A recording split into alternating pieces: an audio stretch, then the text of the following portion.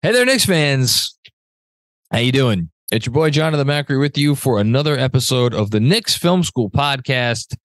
It's a little bit of a bittersweet introduction because I've been teasing this for a week now. We have a prominent NBA media member coming on, and that prominent NBA media member, as I'm sure you've seen from the title of the episode, is Howard Beck, who has been on a couple times. I'll get back to Howard and I'll tell a quick story about the first time he appeared in a second. But the reason it's bittersweet is, if for no other reason than just to get his reaction, I would have loved to be able to talk to Howard about the news that dropped. When did it drop? Monday night, Tuesday, Sunday night, whatever. At some point in the last several days, that the New York Knickerbockers are suing the Toronto Raptors over.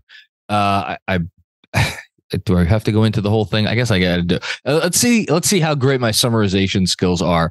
Over a former employee of the Knicks taking company secrets. Let's go with company secrets, and shipping them over to Toronto before he went and worked for said Toronto Raptors. And then this is all under the umbrella of maybe the Raptors were putting him up to it the whole time, specifically the new coach of the Raptors. Andrew, how did I do with that? Seems like a good enough summary. I do get the sense that you're not taking this that seriously, though. Well, and that's why I would have liked to get Howard's take on it, because, and we get into Dolan a little bit on this episode, and just in case you're like, this is Howard Beck, I'm not going to listen to this trash because he's always critical of the Knicks. I'm telling you right now, Howard's incredibly fair when it comes to his opinions that he expresses on this episode. You're going to want to hear this. I think you're going to walk away pleasantly surprised if you're someone that has not been a fan of Howard's takes in the past. That said, you are right, Andrew Claudio. I am not necessarily taking this lawsuit very seriously, and that's because I have my own opinions on not only Mr. Dolan, but just kind of how the Garden operates and how things get done there, and their relationship with the league, who was informed of these allegations a week before this lawsuit was dropped. And that to me is a big deal. And I don't want to say too much more about it, because the bigger takeaway here is that we have Fred Katz coming on the pod next week or later this week. When is he coming on? Thursday. So that would be later. That would be later this week. To air Friday. So in a couple of days, you're going to hear Fred Katz, and he did some reporting on this story.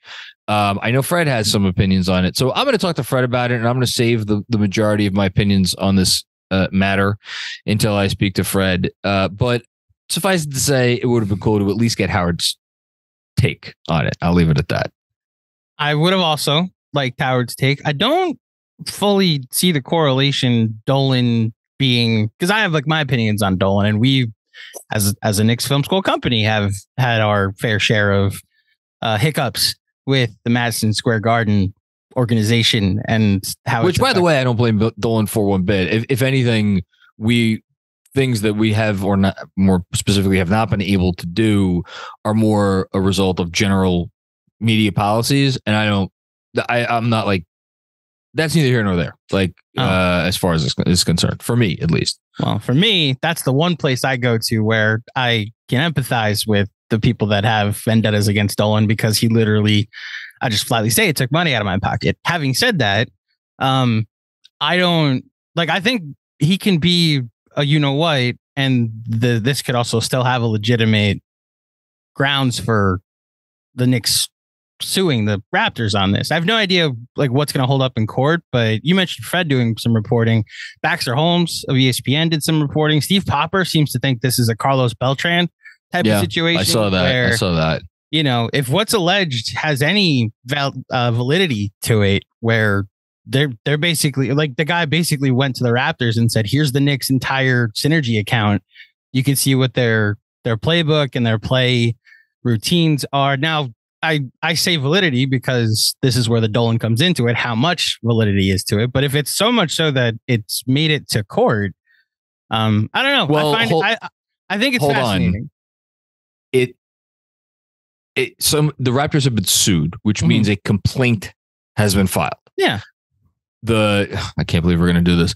I've written complaints. I was going to say you're this is where your former lawyer.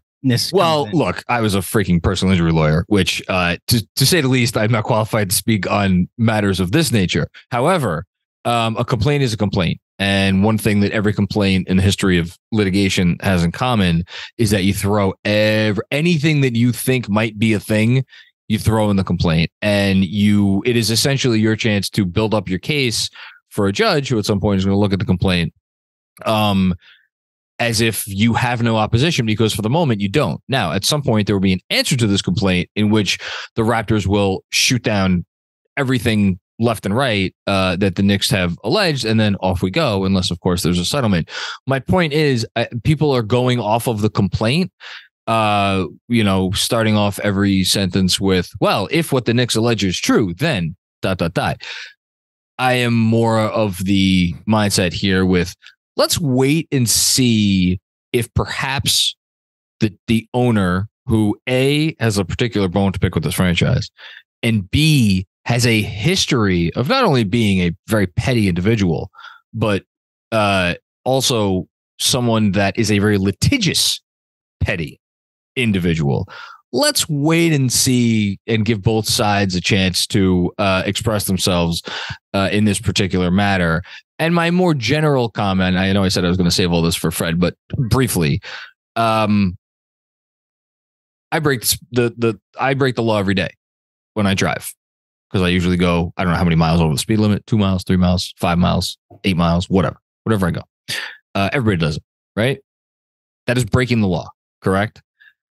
I think there are, let's just say, a variety of opinions that have been expressed in the marketplace of ideas thus far since the suit has been filed as to whether this sort of thing, and I will leave it very general just like that, this sort of thing is akin to going a few miles over the speed limit or driving waxed in a 95 and a 35.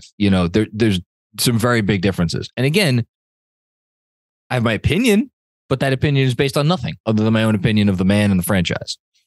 So then this again goes back to, just to bring the baseball analogy. For those who don't know what I mean by Carlos Beltran, there's a difference in baseball when it comes to stealing signs, where you're on second base and you can see into the catcher's mid and see what sign he's giving, and you tip off the batter. And there's a difference between that, which is a traditional way to steal signs that's been happening for over 100 years.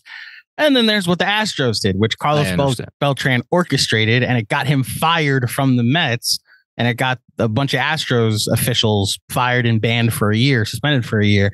I'm not sure what direction this goes. I agree with you that all of this is hearsay and allegations at the moment, and the Raptors did come out and say we were cooperating with the Knicks before when we were notified about this, and we deny what's been alleged. But there's enough reporting out there with Fred, with Popper, with Baxter Holmes, with what's funny, not Woj and Shams, which could have its own baggage to it. I don't know.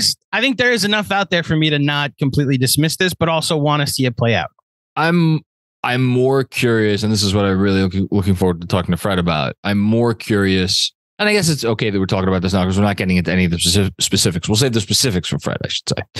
I'm more curious about the fact that the Knicks notified the league, because if the Knicks notify the league about this, then one of two things happened after they notified the league. The league took it seriously, or the league did not take it seriously.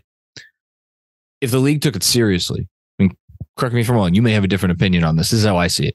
If the league took it seriously, my assumption would be that they said, okay, you're really raising some really strong stuff here. Give us a chance to look into this, do a proper investigation like the league does all the time. And just let us do that. It would strike me as odd if the league took it seriously, said, let us do our investigation. And then a week later, the Knicks sued the Raptors, because NBA teams suing other NBA teams is not something that happens because there is a commissioner's office, that's why there's a commissioner's office. So teams aren't out there suing each other when they think that somebody did something wrong. There are procedures to follow in this stuff. If the league did tell the Knicks, we'll handle this, we take it very seriously, sit tight, and then the Knicks went and sued them, I would think that that's not a great look, and that the league is probably not very happy about that. What I suspect happened is the Knicks called the league about this, and the league was like, okay, but what it did had some response that the Knicks felt was not sufficient enough, and then the Knicks, regardless of what that response was like, okay, great, we're going to take this into our own hands. In which case, I also suspect the league is not thrilled about the Knicks doing this. The point of the matter is, James Dolan already has a terrible reputation amongst pretty much everybody.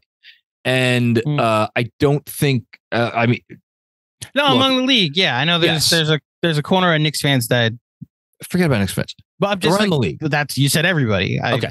Media, everybody. Media, the commissioner's office, other owners. It's not good. And the fact that he is, again, suing another NBA team, I can't imagine that this is going to be a way to improve that standing. Now, does that matter? No, I don't think that matters. I don't think players, I care about, is my team going to win a championship? To do that, you need good players. I don't think players give a crap about any of this. I think this is fodder for us as content creators and for Knicks fans to talk about. I don't know. I'm extraordinarily skeptical. Look, all this could come back and I could look incredibly silly by putting this position out there, and I'm going to do it anyway because this is just how I feel. And if I look silly, I look silly. There's a benefit of the doubt that Dolan hasn't earned for you to not be skeptical. That's the point. I think I'm a little more. I'm reading what the reports are, and I'm putting my feelings about him aside to at least respect the process enough to see, there's some like pretty significant stuff being alleged in this. And look, maybe the league did say like, sit on this for a minute. Now, maybe the league was like, okay, you have enough here that you should probably take him to court. Like, I don't know what the advice from the league was on and this. I cannot fathom the league being in a situation where they felt something was there was genuine wrongdoing, and the league was like, you handle it. Sue another team. That would never happen under any commissioner of any sport.